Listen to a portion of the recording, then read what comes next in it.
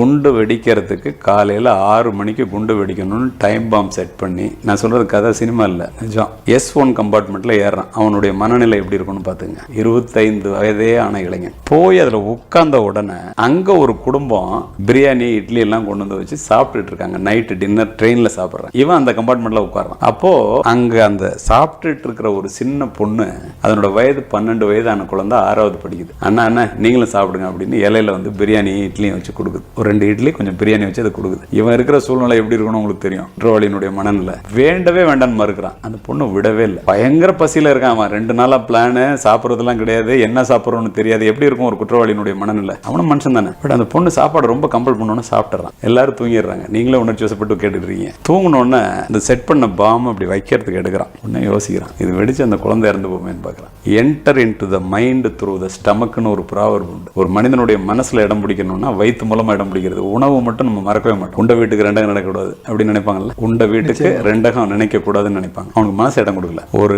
Srirangam railway ஸ்டேஷன்ல train நின்று அப்புறம் தான் ஜங்ஷனுக்கு போகும். ஜங்ஷன்ல வெடிக்கிற மாதிரி தான் அவனுக்கு செட் பண்ணி வச்சிருக்கான். அவங்களுடைய நோக்கம் வந்து நிறைய பேர் சாகணுங்கிறது இல்லை, தன்னுடைய எதிர்ப்பை காமிக்கணுங்கிறது. அதுல எதிர்பாராத விதமா யாராவது இறந்து போனாங்கன்னா அது வேற வாய்ப்பு இல்லை இல்லையா? நிச்சயமா தவறான விஷயம். ஆனாலும் அவங்க வந்து அவங்களுடைய நோக்கம் வந்து எதிர்ப்பு காமிக்கிறதா தான் இருந்துச்சு அந்த நேரத்தில்.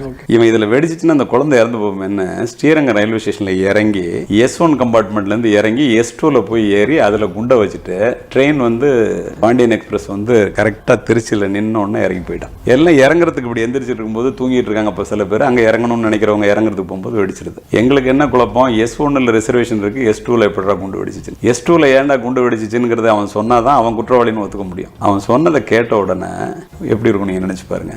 அந்த குழந்தை வந்து கொடுத்த சாப்பாடு, அவன் எவ்வளவு பெரிய தீவிரவாதியா இருந்தாலும் அந்த குழந்தை சாகக்கூடாதுங்கிறதுக்காக கம்பார்ட்மெண்ட்டே மாறுது. இதை கண்டுபிடிக்கிறதுக்கு நாங்க பட்ட பாடு போதும் போதும் ஆயிப்போச்சு. இப்படிலாம் கஷ்டப்பட்டு தான் போலீஸ் வேலை பார்க்குறாங்க, குற்றவாளிகளை கண்டுபிடிக்கிறாங்க. இதை விட மனிதநேயம் வேற என்ன இருக்க முடியும்? ஒரு குற்றவாளி கூட எல்லாரும் மனிதர்கள் தானே. அதனாலதான் சொன்னேன், புறப்படும் போது எல்லா காற்றும் பூங்காற்றே, அது புயலாக மாறுவதும் தென்றலாக வீசுவதும் சூழ்நிலையை பொறுத்து. அவன்கிட்ட நான் போய் கேட்டேன், நீ டிராவல் பண்ணது S1 சிவராமன்கிற பேர்ல அதுல தான் ரிசர்வேஷன் ஆயிருக்கு. S2ல எப்படா வந்து குண்டு வெடிச்சிச்சு? நீங்க இப்ப கேட்டது தீவிரவாதிகள்கிட்டயோ குற்றவாளிகள்கிட்டயோ நீங்க அரெஸ்ட் பண்ணும்போது மனித நேயத்தை பாத்திருக்கீங்களான்னு. முதல் மனித நேயம் அவங்க அம்மா மேல வச்சிருந்தது. அதே மனிதன் அவனுடைய மனித நேயத்தை பாருங்க.